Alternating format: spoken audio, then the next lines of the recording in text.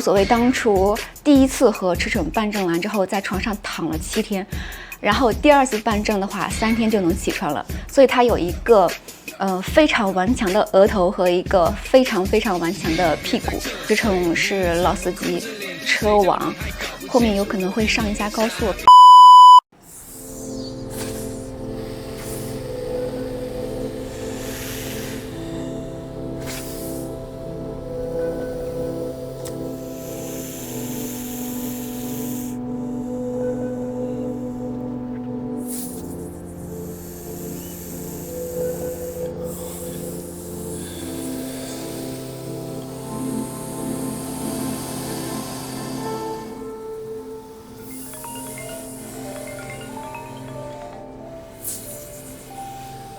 喂，驰骋，我最近新搞了条蛇，你敢不敢来啊？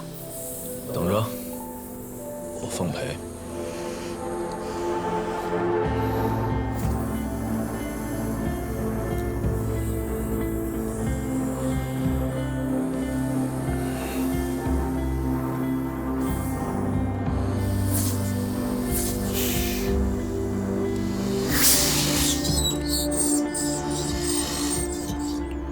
黄龙，到你出场。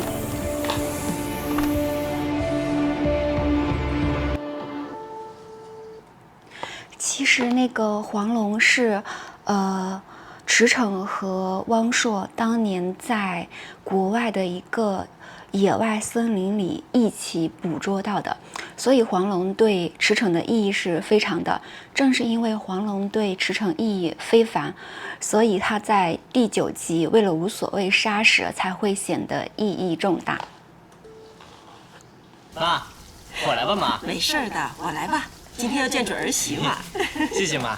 你看，我给月月买了3斤她最爱吃的小龙虾。哎，妈，这压根也没有3斤啊！怎么会呀？刘姨呀，知道我今天要见准儿媳，还多给了我10个小龙虾呢。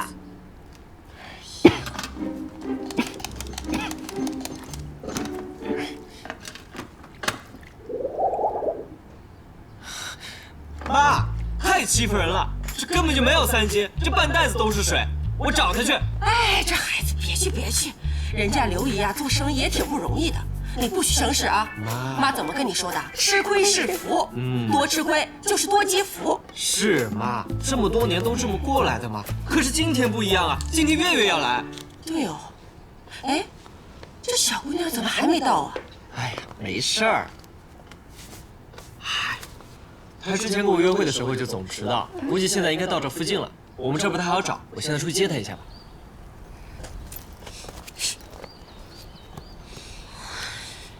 住这么个穷地方，又臭又脏的。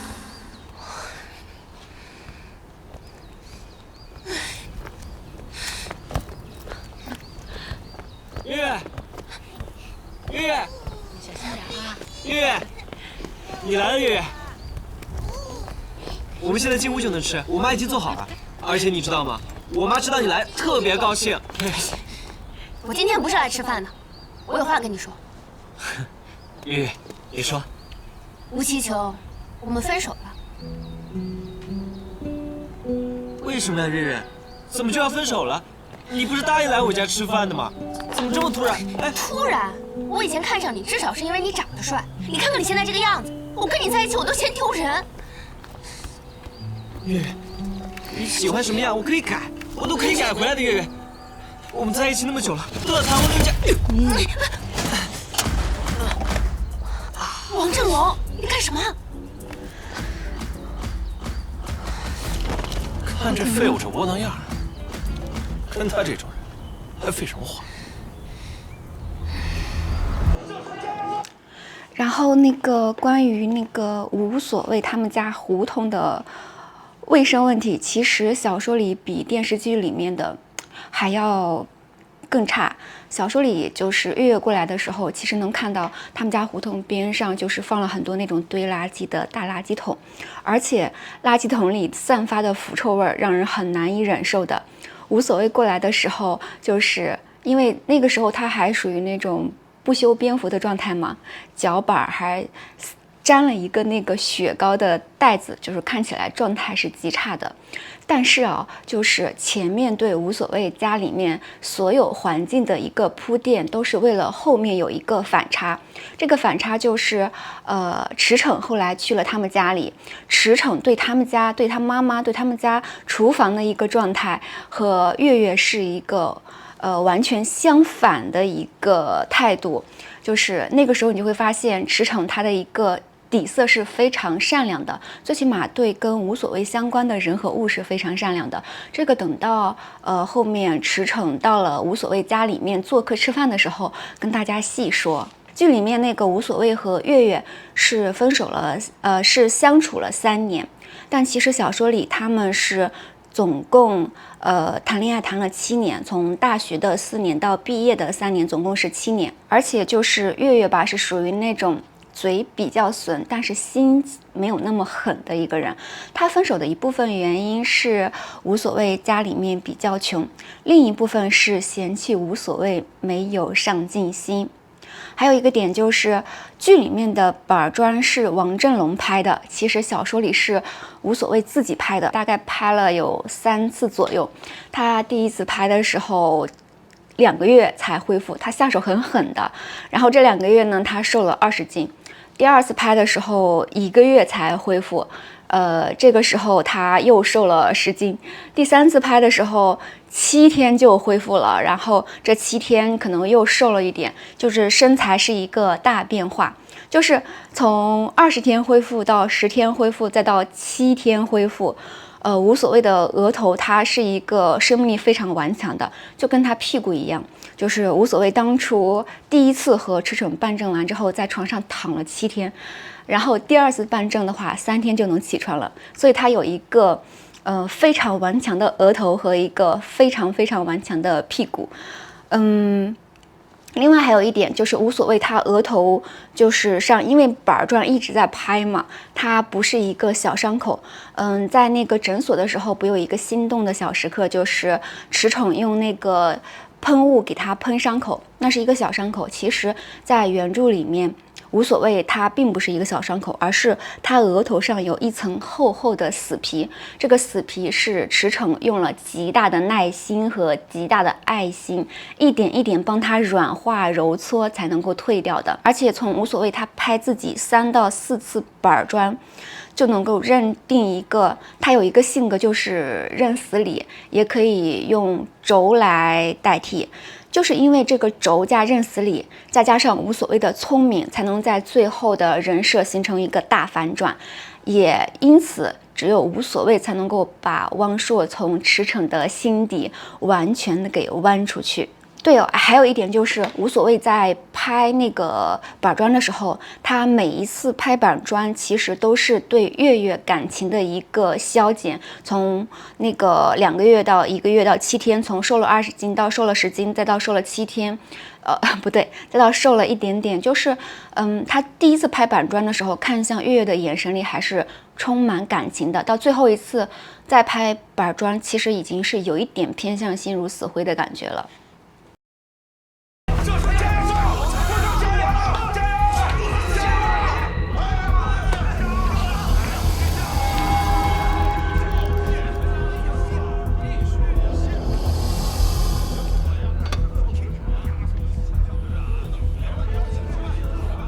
今天是输定了。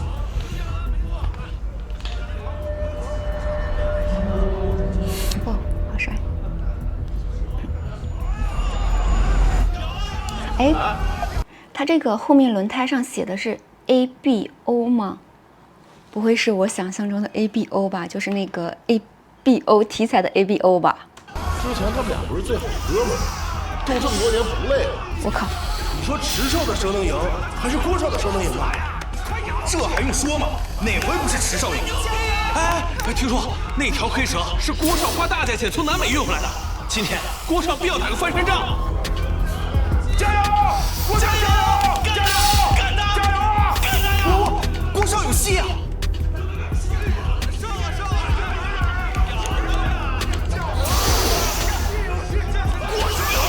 我操，宝贝，干死他！加油！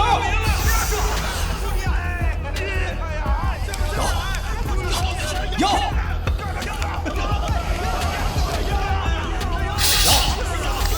摇，加油，摇死他！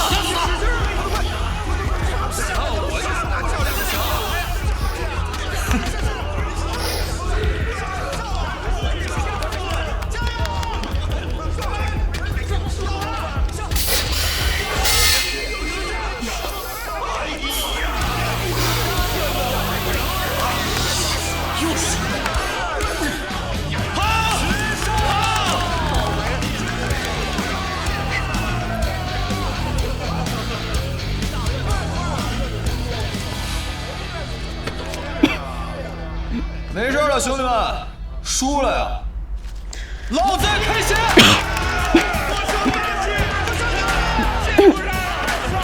王嘉妮，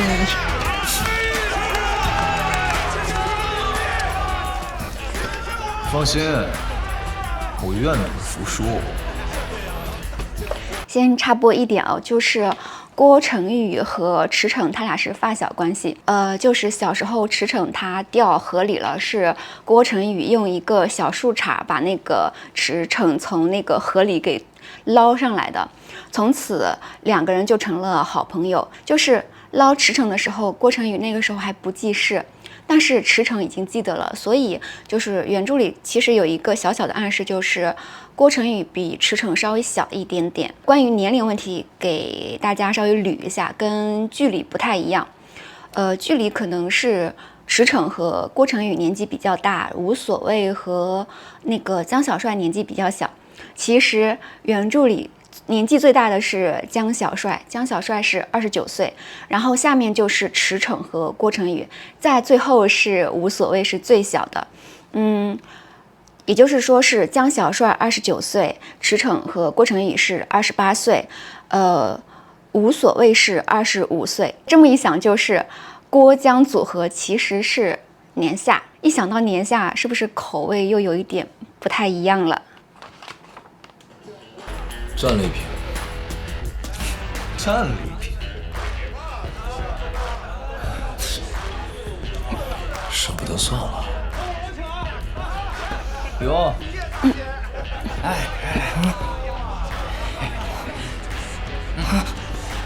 小龙，这个呢是我好哥们池诚，你去陪陪他啊。人我给你了，好好玩。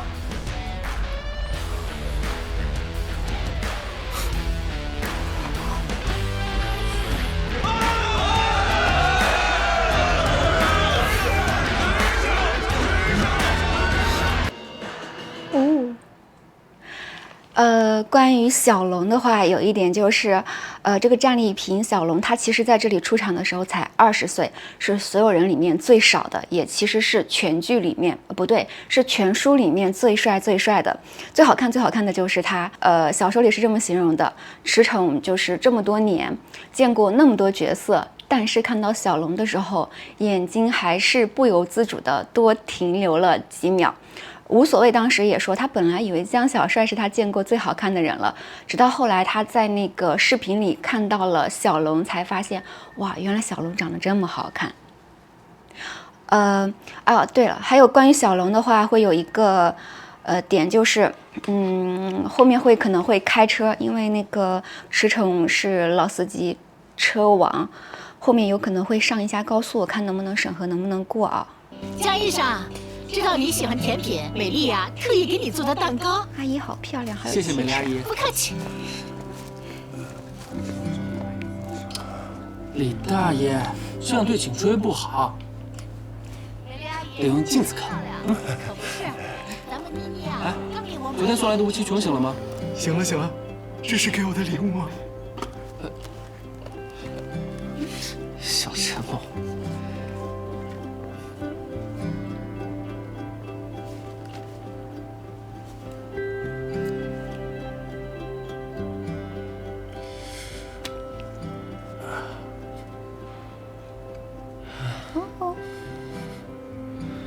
好事。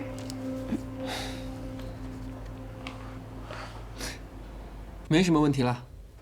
江小帅出场的方式，其实我在第一次看剧的时候就想到了蓝宇。当时那个电影的拍摄手法也是，一直是陈汉东和刘铮在讨论蓝宇，但是蓝宇一直没有出现，一直引起观众的注意力，直到就是他们讨论完了，镜头一转，在酒店的房间里，蓝宇的脸才完全展示在观众的面前。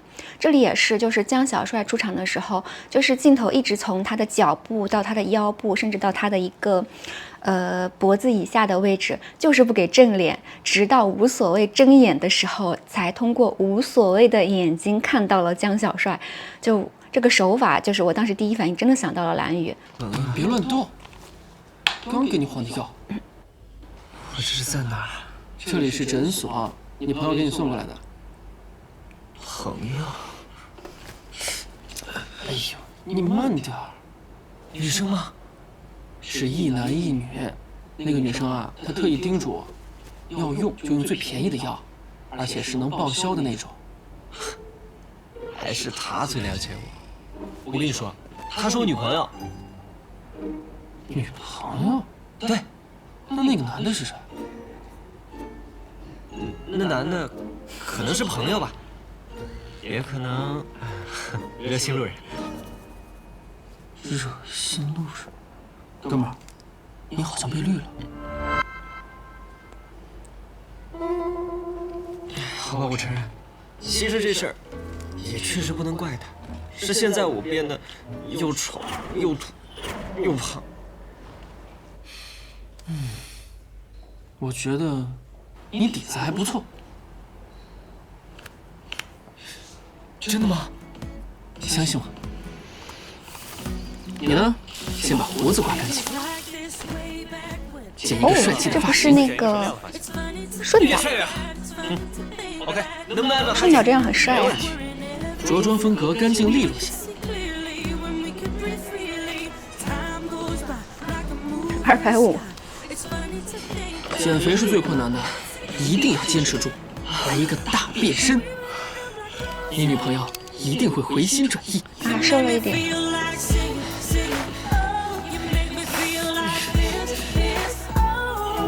啊，瘦了好多。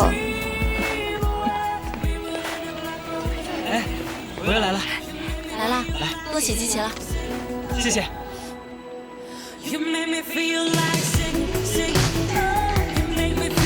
清爽男带来了。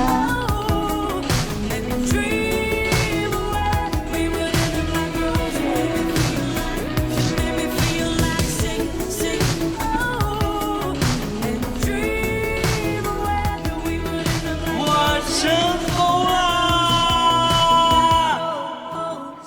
我感觉他全身都香香的。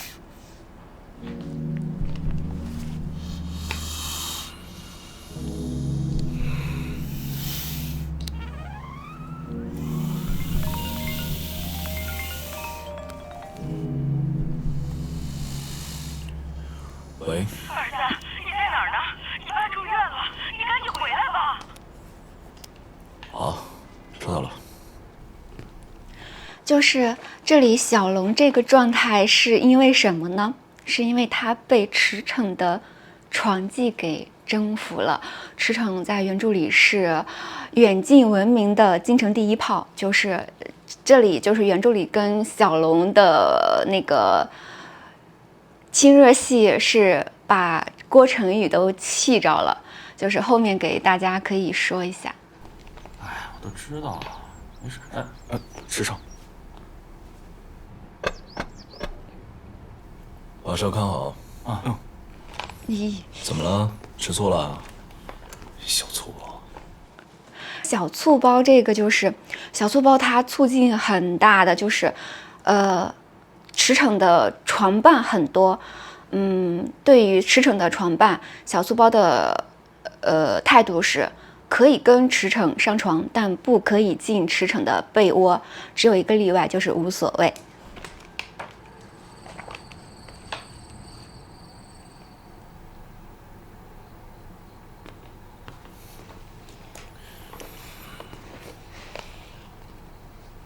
啊，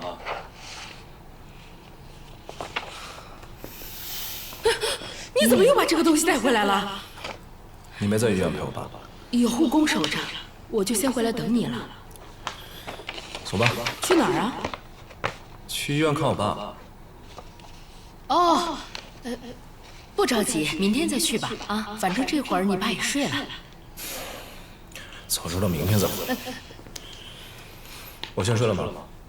哎，你就不能在家多陪会儿你妈呀？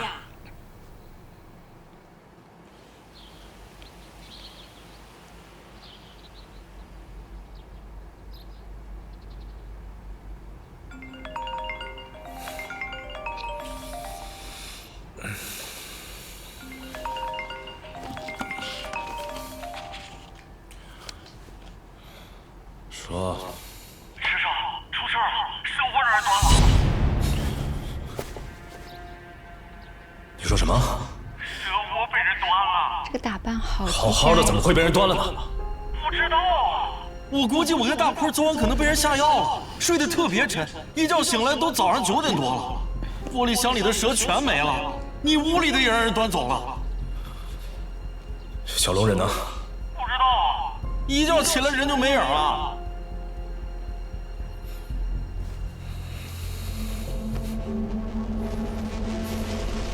别跟我说这些没用的，你必须把小龙给我找回来。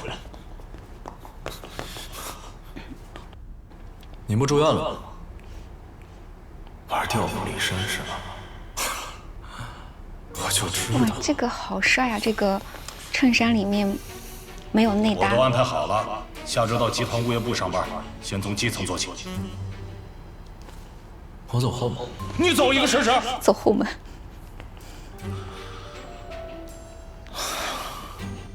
你瞧你那副吊儿郎当的样子，今年都28岁了，连份正经的工作都没有。你看看人家郭成宇，公司运营的多好啊，人家也爱玩，可人家没有耽误正经事儿。哇，这个抽烟好帅。您可以让他管您叫爸，我没意见。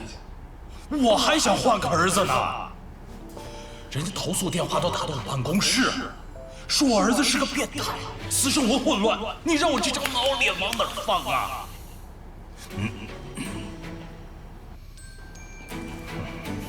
哇，这个抽烟好帅。你要想让你那堆蛇好好活着，就老老实实给我去上班。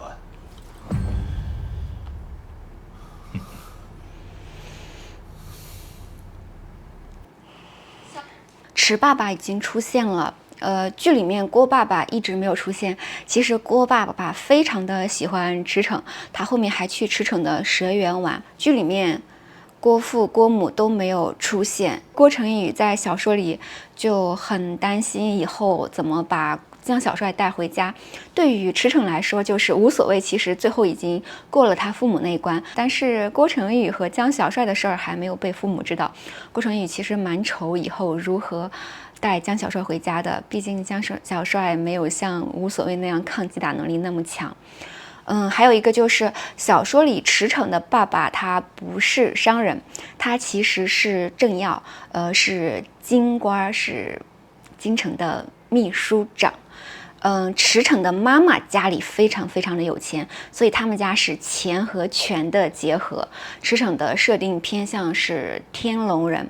池骋的第一份工作其实不是在家里的集团上班，而是去当了城管，因为他爸想让他去下基层锻炼，而且希望他以后从政嘛。从城管到后面的什么交警，再到后面的其他的。池骋换了好多份工作，但每一份工作都跟无所谓有瓜葛。小猪 A36，小猪 A36可以用餐了。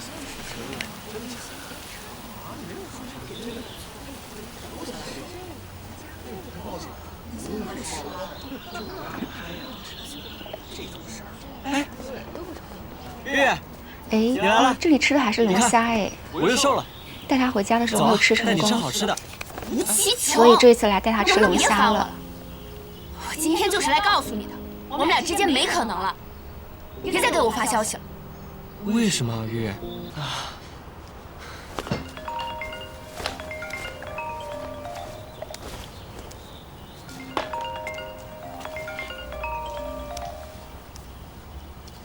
喂，喂，领导，哎，好，马上就到。无所谓这个公司叫做新宇广告传媒公司。其实原著里无所谓他不是在一个普通的私企上班，他是在国企工作。无所谓虽然叫他屌丝，但他的屌丝是相对于驰骋和郭成宇而言的。但和我们普通人相比，他的条件已经是非常好的了。你看啊，他有北京户口。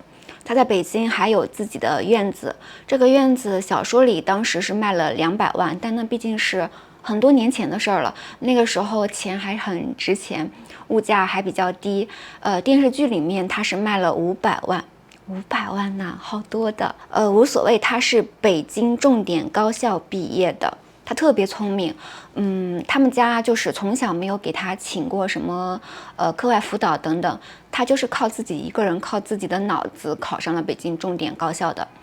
第三就是他一毕业就进了一个很大型的国企工作，所以月月的朋友们其实是羡慕月月可以有无所谓这样一个男朋友的。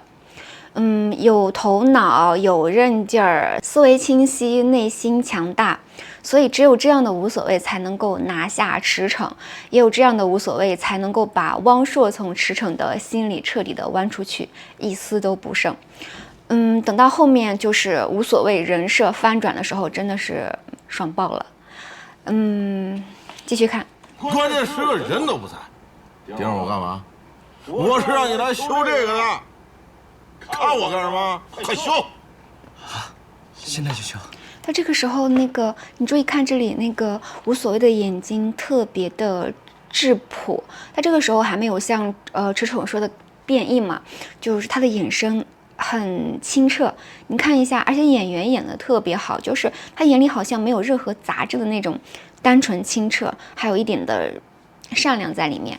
原著里无所谓一开始特别的善良，他就是从跟月月约小龙虾的地方到他工作的地方，他当时是想打一辆摩的去的。那个打摩的的开摩的的人是一位大爷，无所谓看大爷当时挺不容易的，还把自己身上仅剩的37块钱给了大爷，自己一路跑回公司的。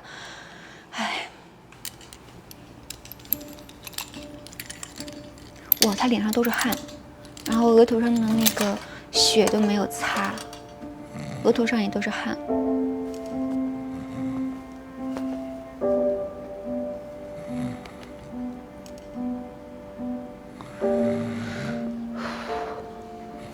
干什么？琳娜，这零件坏了，得换新的。小心翼翼的搓。这零件本来是好，你弄坏的。你弄坏的？没有，这一开始就是坏的。手无其雄。你这人就是格局太小了。你呢，把这零件钱先垫上，下个月去财务部报销。我上个月垫的外卖钱还没给我，我现在这个月工资不到5000。你要是觉得公司待遇不好，你可以不干，别找人茅坑不拉屎，还得跟我提条件。你瞧你是什么德行！我告诉你，你今儿要是痛痛快快把钱赔了，这事儿就过去了。要嫌我穷跟人跑，领导又欺负我，所有人都瞧不起我。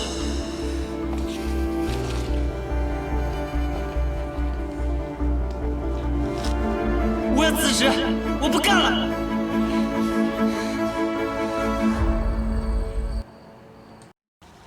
就是这个欺负无所谓的这个领导，他叫张宝贵，后面还会再出场的。不过那个时候无所谓已经是小吴总了。当时张宝贵想要去巴结驰骋，去拿下一个项目，但是他一直怎么巴结都巴结不上，别人就给他指点了一下，说你想要巴结驰骋，那你一定要就是讨好另一个人，那个人就是无所谓。然后张宝贵就去找无所谓了。但他没有认出来，但是张宝贵找无所谓的这个契机，让驰骋吩咐刚子去调查了一下无所谓，不过没有调查出月月的事儿，就想调查无所谓和张宝贵之间有什么事儿。刚子回来的时候就是欲言又止的看着驰骋，就是说了一下，说驰骋原来是在张宝贵的公司工作过。驰骋就很疑惑说，就是他怎么会没有认出来无所谓？刚子就说那个因为无所谓的外形变化太大了，池诚还疑惑说他是整容了吗？刚子说没有，就是那个你自己看，然后递了一张照片给池诚一看，那个时候真的是无所谓胖到他。就是第一反应感觉，如果是一开始遇到这样的无所谓，那真的是没法要了。本来气氛到这里还好，但是刚子就是又开始说，张宝贵怎么欺负无所谓的时候，池诚的眼神立马就变了，就是那种像刀人的眼睛。一听到无所谓当初那样被欺负，池诚的心里那种火压都压不住，他就是立马去无所谓的公司去接他嘛，这个火一路都没有压到，以至于见到无所谓的时候，他还是绷不住。无所谓看到这样的池诚，其实是有一点害怕的。池诚以前的时候都是来接无所谓，就是开车接他下班的，今天就是不开车，让无所谓跟他跑步回家。无所谓想，天哪，10几公里跑步回去不累死了吗？然后池诚就不理他，不仅不理他，他还把自己身上所有的东西，什么公文包啊，各种重的东西全堆到了无所谓的身上。就是好不容易跑了那么远，回到家之后，池诚又让他去跳绳，还让他去蛙跳。无所谓真的很累很累，但是看到池诚那么生气，他又有一点不太敢发火。吃饭的时候，池诚一直给他夹菜，让他多吃多吃。无所谓就是说自己吃不下了，池诚就很凶的说你就是要吃。吃完之后，他又让无所谓继续去锻炼。无所谓这个时候终于也开始生气了。池诚也知道无所谓生气了，但是他还是憋不住。从知道无所谓被欺负的那一刻开始，从看到照片里无所谓趴在地上嗷嗷叫的时候开始，池诚就有一点后悔，就是他第一次管不住自己的脾气了。他以至于把自己的怒气发泄到了最爱的人身上，就是一牵扯到无所谓，池诚的心缝就变得非常的小。如果有人想要试图撑开，就会让他感觉无比的阵痛。这种阵痛已经到了每每想起无所谓被张宝贵拳打脚踢，他的心就像被钉入一颗钉子一样，就是心疼到了他忍不住去仇恨无所谓。他恨无所谓，恨他什么呢？他恨他当初为什么那么的软弱到任人百般的欺负。他恨不得自己能够有一个时光隧道，可以穿越回那个时候，把无所谓揣进自己的衣兜里，让任何人都不能欺负他的那种。看不得听不得，也受不了无所谓受一点一点的委屈。甚至是比如说，如果有人跟池诚说无所谓当初难产了，在产道里还有差点窒息的危险，池诚可能都要难受好一会儿。看到无所谓生气了，池诚也算是给他一个台阶下，也给自己一个台阶下，就是说意思是不好意思，我下午听到了一些事儿，心里不舒服才对你这样的。然后无所谓这个时候他就是说也是那种气鼓鼓的说你别说了，我知道了。然后池诚问他说你知道什么了？无所谓就是说刚子刚刚给我打电话了，就是说你看到了照片了，你不就是嫌我以前太肥吗？不就是怕我反弹吗？就是我告诉你，如果有一天我真的要胖到那种程度，不用你跟我说，我自个儿就走了。然后池诚这个时候都被他气笑了，就是说那个就是你放心，在我身边你不可能有反弹的这个机会的，我带你上床坐都能给你坐下几斤肉。无所谓就有一点恼羞成怒嘛，然后就窝在那个池诚的身上，就跟他打呀打呀打，闹呀闹呀闹，就是池诚就任他跟自己打闹嘛。两个人打闹了好一会儿，池诚才跟无所谓说，就是魏魏，你怎么打我闹我都行，但是你以后不能让别人再打你一下。他让无所谓跟他保证以后绝对不会吃一点亏，就是让无所谓说我保证以后绝对不吃一点亏。他让无所谓一直说100遍，无所谓就乖乖照做，在那真的说了100遍。驰骋还跟无所谓说了一句话，就是你以后敢让别人打你1巴掌，我就打你10巴掌。就是这一句话让无所谓之后吃了大亏，这是后面无所谓被驰骋爸爸绑架时的另一个酸涩名场面吧，也等到那个时候跟大家细说。不是，罗继琼，这才好几天啊，怎么又过来了？我改名了。改成什么了？无所谓。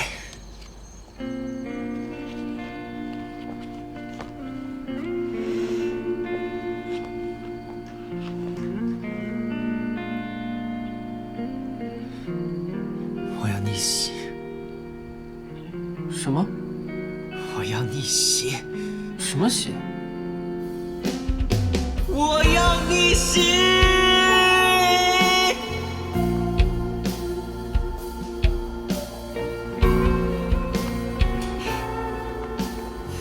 欢迎。谢谢小帅，愿意收留我。没事儿，反正啊，我也想找个人帮我看店。主要是我现在想自己创业，但是我怕我妈知道担心我，所以在家就不太方便。那你想好做什么了吗？想好了，卖糖人。无所谓算是正式住进诊所了。原著里面会在这里面还多了一些小细节，就是住进诊所之后，无所谓每天就是去买饭、打扫卫生，还要收拾屋子，非常的听话。很惹人疼的。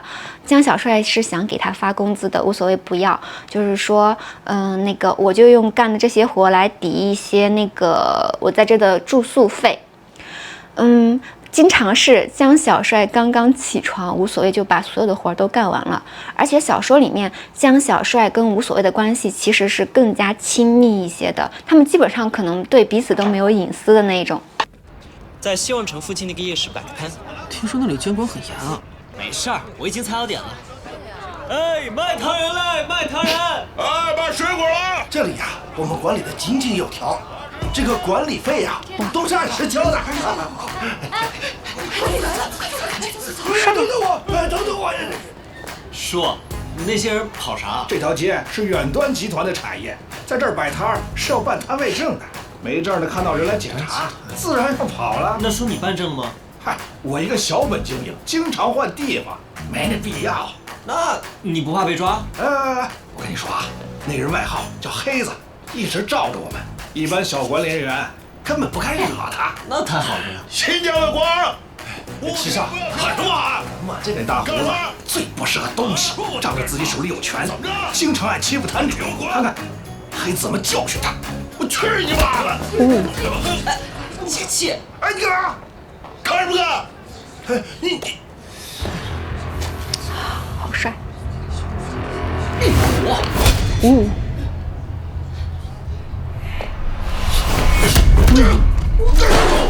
哎呀！我操你妈的！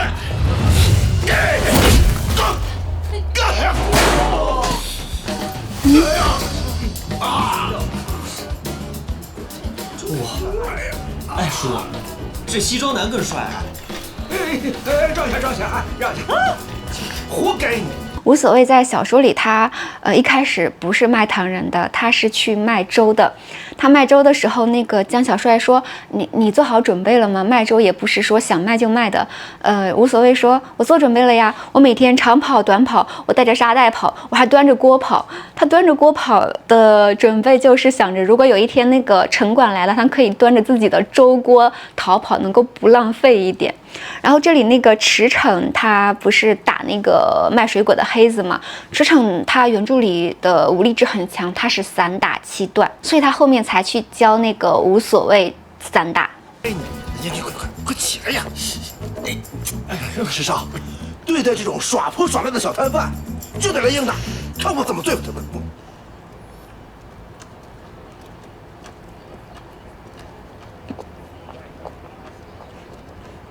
喂。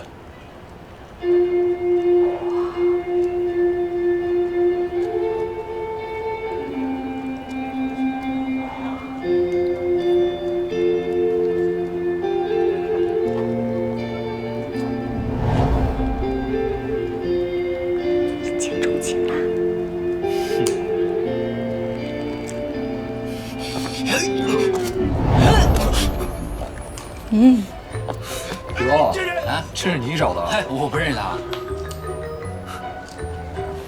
师少，快给我追啊！哎呦，畜生的！别他妈让我逮着你！那咱们就去会会这个大神。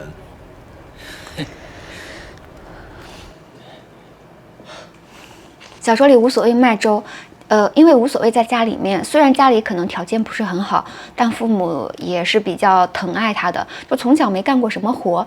江小帅呢，然后家是上海人，又是家里的独子，从小把他就是惯得不行，两个人都不会就煮粥，一开始煮的又稀又不好喝，然后这个时候就是江小帅才提出说，那个人家卖粥其实里面都加那个食物胶的，就是小说里的那个江小帅其实跟剧里不太一样，他是有一点毒舌，有一点傲娇，还有一点小邪恶。然后那个无所谓一听说还可以买那个食物胶加进去，然后立马就要去买。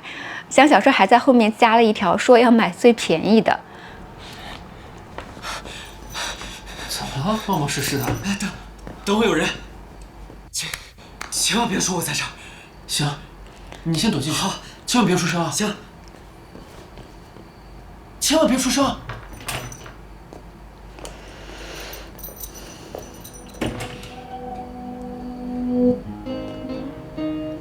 哇！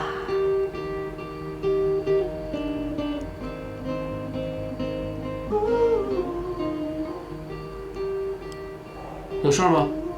找人。找谁？哎，那个。找你看病。行。又是一见钟情。坐吧。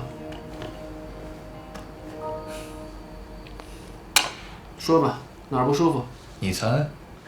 这里他那个前一秒刚是驰骋对无所谓有点偏向于一见钟情，这里立马好兄弟郭成宇就赶上了，对江小帅也算是一见钟情虽然他们一见钟情的前提是见色起意，但是拍得还挺好的。舒服。你猜。妇科病，就去妇产医院就诊，出门左转30米，坐2号线直达。你长得真好看啊！25眼，就去同仁医院就诊。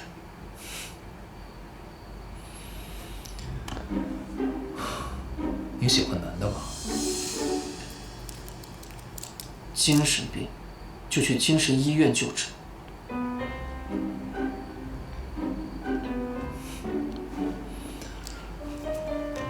江小帅，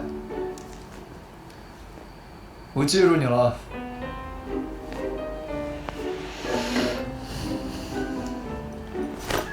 走了吗？走了。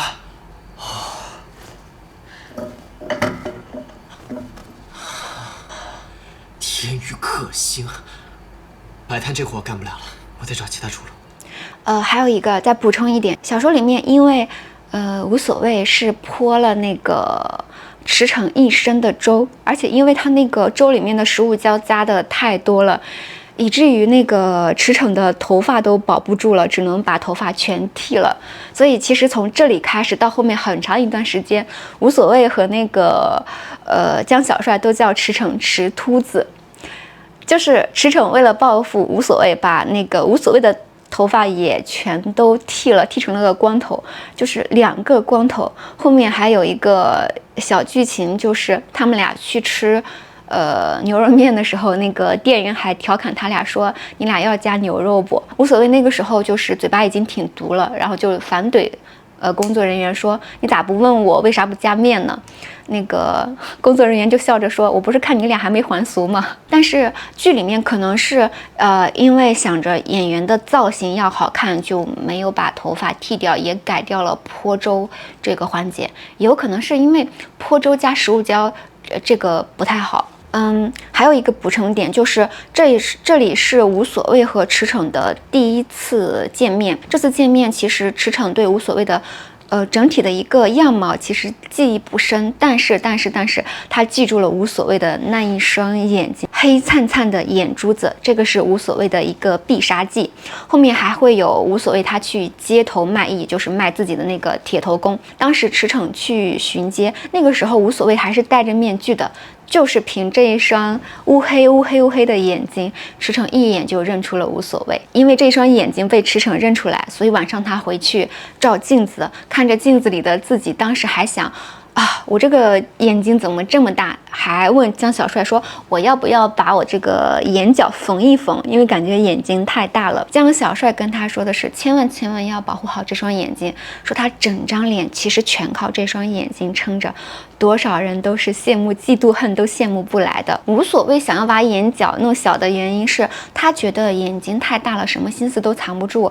他以后可是要去做大事，要逆袭的人，哪个有城府的人是有这么大的一双无辜的眼睛的？江小帅却跟他说，你错了，说凶器越亮越锋利，你需要的是耐心打磨它，利用它，让它变成你的专属利器。江小帅这个时候跟无所谓可能关系还没有那么的细密，因为这双眼睛无论无所谓做了多么缺德的事儿，只要你看到他的眼睛，你就会觉得他特老实。这种先天优势是可遇不可求的。果然江小帅预测对了，后面驰骋就是因为无所谓的眼睛栽过一个小跟头。哇，小帅医生，怎么没见你交过女朋友呀？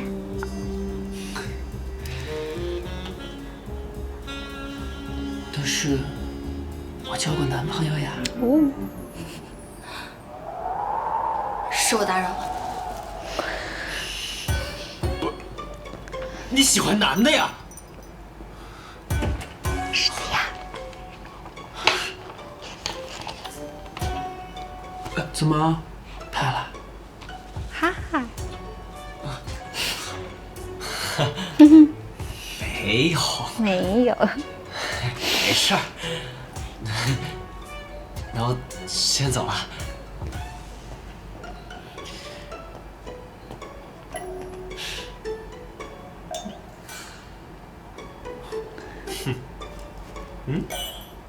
你什么时候拿走的？你刚刚说话的时候，我第2次创业马上就要开始，祝我凯旋而归。啊，你干嘛去啊？小说里无所谓可是江小帅的自留款啊！哇，好帅呀！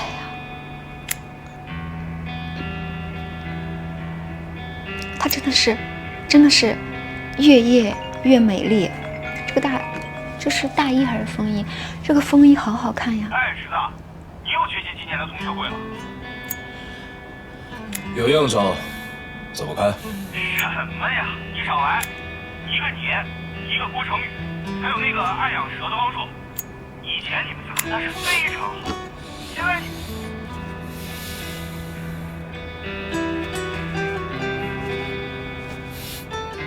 这个造型真的好帅呀！但是可能是因为天气太热了，没有穿过太多次，就是只在这里和后面开车撞王振楼的时候出现过，其他好像没出现了。经过前面2例成功的案例，我们现在宣传第3例。无所谓，这个居然有3万点赞呢！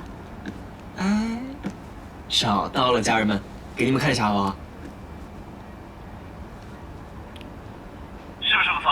好，我们今天就测试它。我们已经连上了针孔摄像头，我等会儿需要全程录制。我们关闭手机的那一刻，奇迹降临。这摄像头也不针孔啊，这么大一个。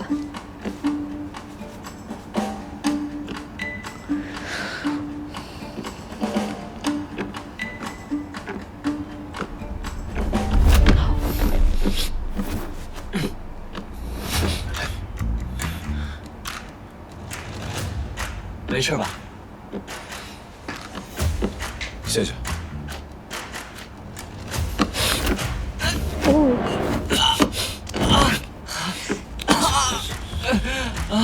李嘉帅，你他妈假！哇，这里好帅啊！这个就是镜头仰拍，好帅啊！这里我真不是小偷，我就是个收录视频的。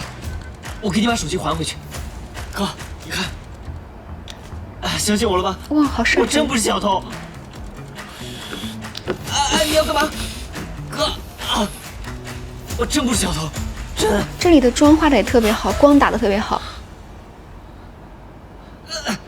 你自己送上门不是了。我们之前见过吗？哥，我真有证据证明我不是小偷，我给你看。你看，我是做反扒账号的，你就是我随便挑选的路人。这个就是给大家科普一些小偷的常识，让大家不要遇到小偷。真的，哥，直播间的观众可以为我作证。你看，看，对吧？是不是？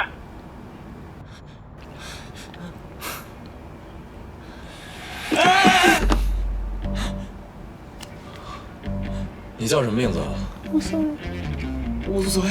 无所谓。这么拽啊？没有哥。我真叫无所谓。我也有证据，你等会儿。身份证。这是哪里的身份证啊？你看，这怎么像市民卡呢？你还真叫无所谓。对的哥。不个性。不个性。这里无所谓的配音，哎呦，哇！你那天为什么拿汤泼我？哥，我那天没想泼你，我想泼你身边，我谁都没想泼，哥，我错了，哥，我错了，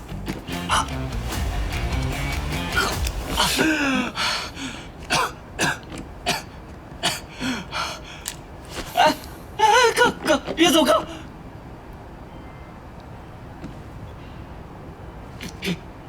我给你2个选择，要么像这个瓜主一样被我打一顿，要么装备没收。我选择被打。你就选好了。哥，还给我们哥，好多钱买的呢，哥，给我们哥。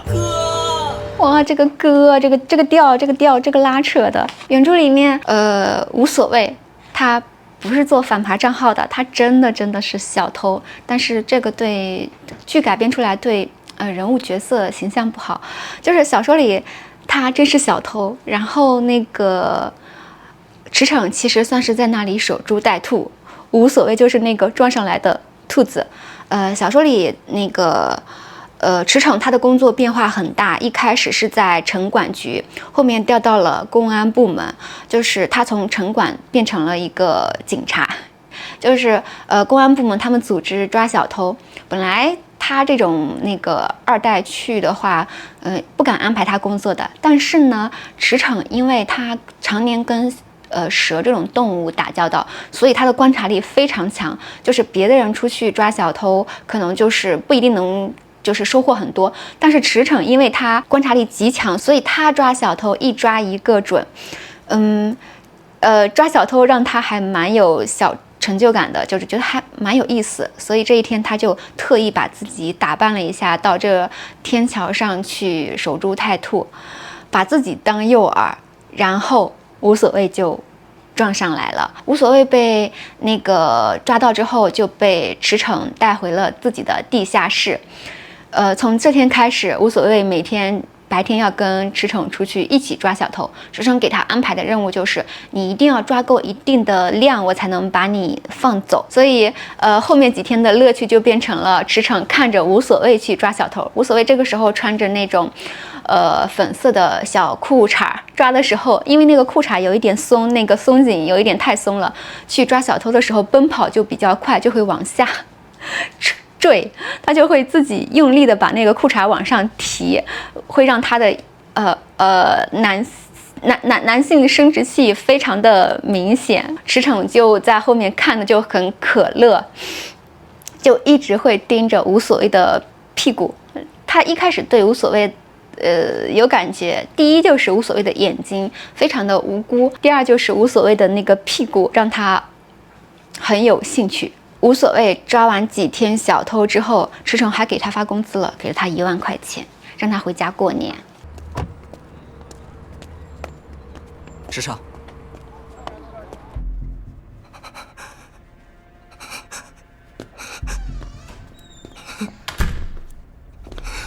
师哥，人带回来了，这小子他妈想逃出国。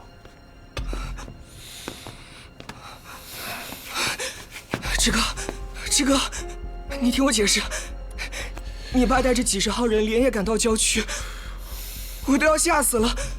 是你爸他亲自盘问的我，不然我怎么也不会交代的。你他妈骗谁呢？啊！打到董事长办公室，那电话是郭成宇手下的吧？董事长开车赶到郊区的时候，你他妈早没影了。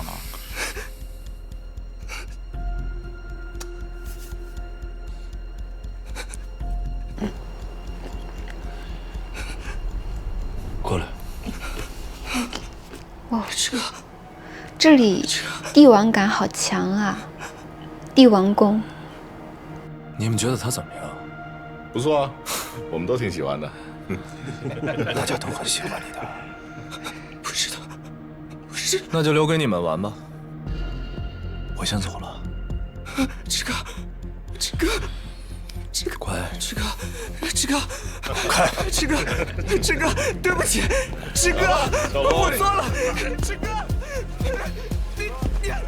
放开我，你看着点，别给他玩死了。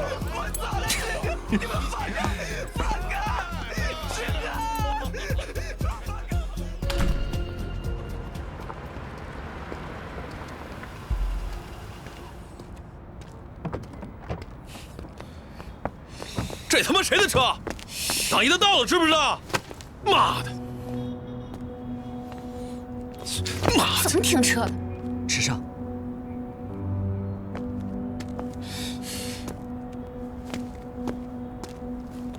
是不是你的车？赶紧开了滚，不然砸了！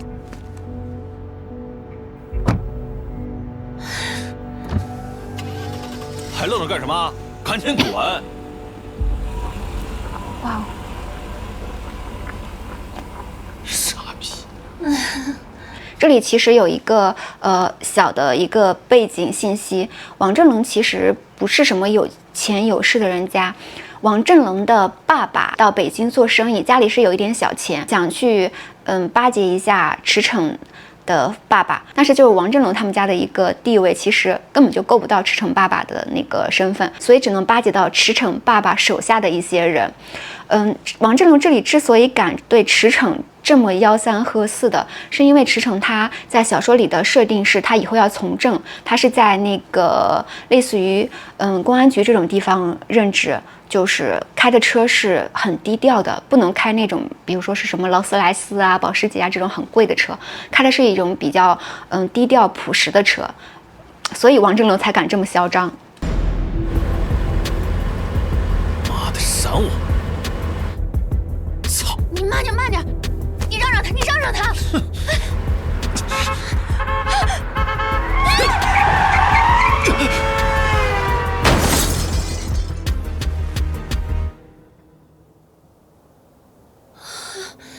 王振龙，你醒醒！王振龙，你说话呀！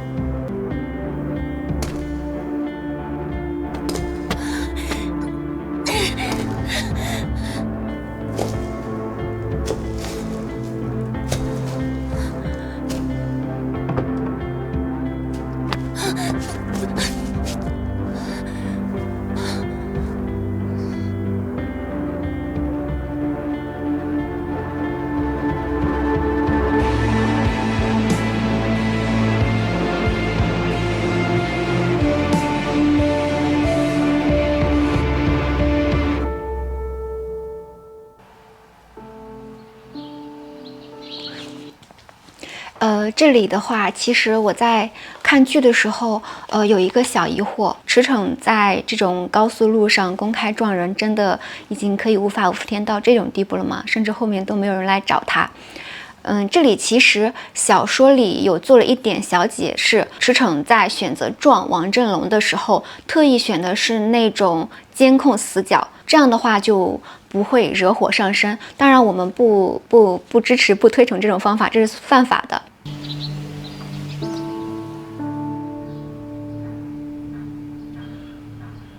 这次叫我回来干嘛？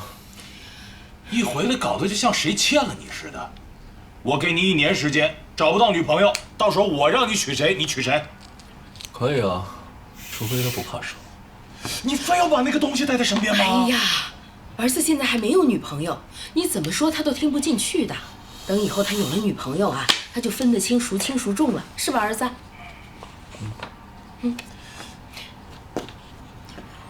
我问你，老王的儿子半身瘫痪，这个事儿跟你有没有关系啊？谁？不认识。最好那样。走了，小苏啊。回家睡觉。又要走又要走。哎，这狗脾气也不知道向了谁。这里那个驰骋是不是亲了小醋包一口？这个在后面驰骋强吻无所谓的时候，会有一个小点，就是拉开驰骋的裤链很容易，但是想要碰驰骋的嘴很难。这么多年来，除了无所谓，只有这一批蛇或者说小醋包碰过驰骋的嘴巴。向了谁？你说呢？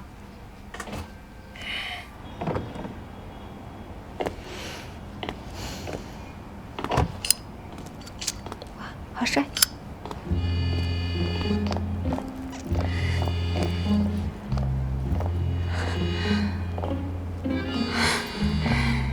你终于出现了。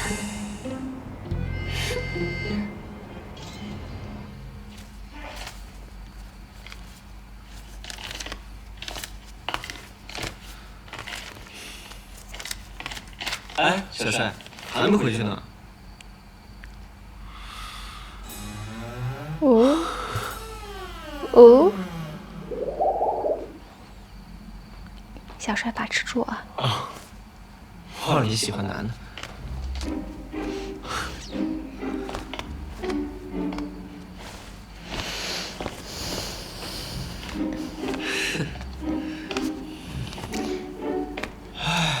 这样还不如不穿你是呢。谁啊？还是故意勾引我呢？制服诱惑。啊，不好意思。哎呀，怎么了？跟谁欠了你800万似的？别提了，直播这活干不了了，设备被人收了。干不了就别干了呗。你帮我想想，还有没有什么其他的行当可以做？我有个亲戚有辆货车，平时也就送点货什么的。要不你先跟着他们干，按单结算，时间还自由。哎，这个行。啊，不好意思。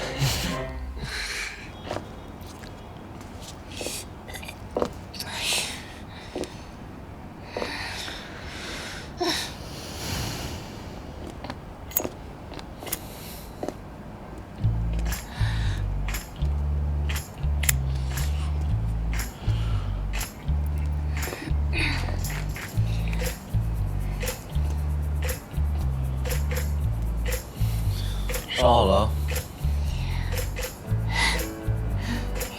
看见你我就痊愈了。有了。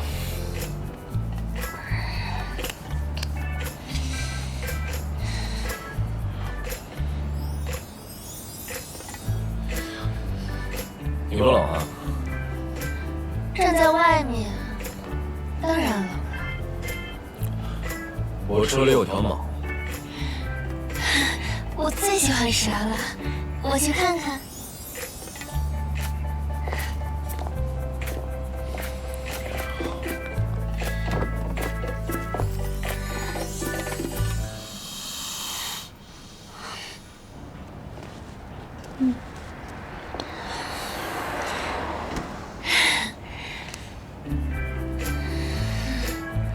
呀，它上手了。这蛇真可爱。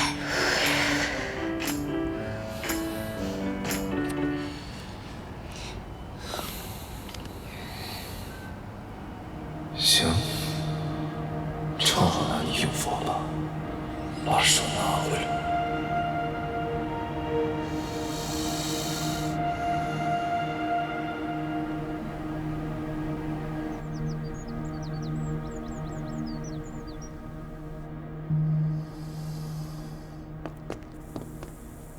能找的地方都找了，董事长的车也派人盯着呢。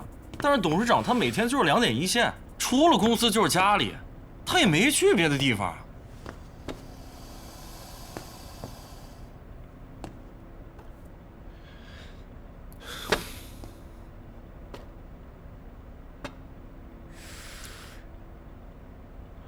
有没有可能在公司里？不能吧？那么大批蛇，除了要有大场地，还得有人专门看着。在公司的话，不能一点风声都没有啊！你忘了，公司新建了个仓储基地。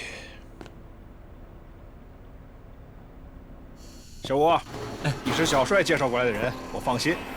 只是我还得提醒一下，这批货很重要，必须要有董事长批条才能卸货。放心好了，就这批货，天王老子来了都打不开。我说的。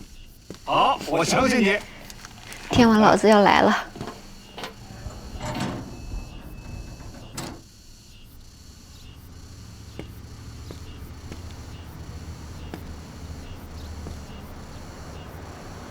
好，停。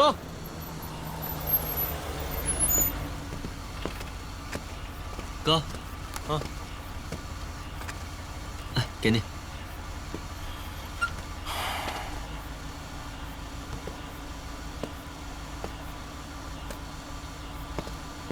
哎，车里装的什么呀？打开看看。你谁呀？凭什么要给你打开？董事长说了，这一批货谁都不能开。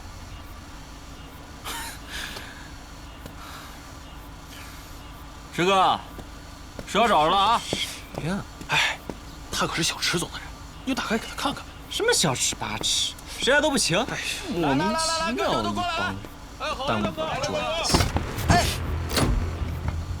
刚子，哇哦，好大力！哎，这车不能开，我保证过天王老子来了都不能开。就是啊，老子就是天王老子。师哥，来点零件。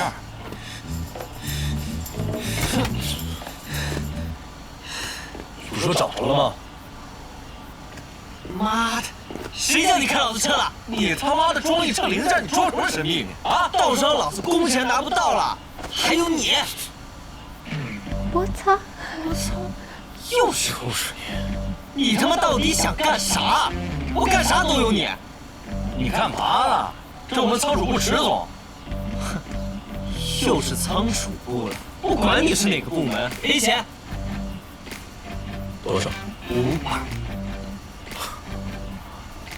刚子啊，赔他5000。来，过来！敢推他？你敢推他？推你老婆！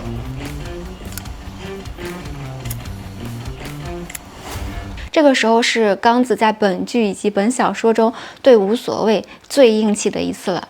以后他只会越来越软，越来越软，到最后就是无所谓让他往东，他不敢往西；无所谓让他打狗，他不敢撵鸡。这里说又是仓储部了，是因为池骋已经从城管局后来调到了公安部，后面还会调到交通局当交警，那个时候还会再抓无所谓一次。交通局是池骋待的最久的时候，也是在交通局这个职位上，池骋把无所谓一手托举成了小吴总。他后面又调到了别的部门，是财政厅，财政厅又可以帮无所谓继续打通市场。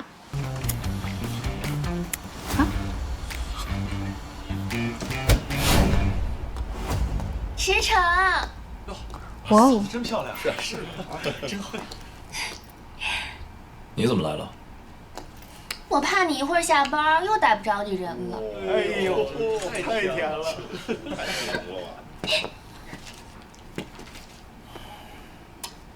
怎么羡慕啊？哇哦！你想不想我呀？走吧。好，走。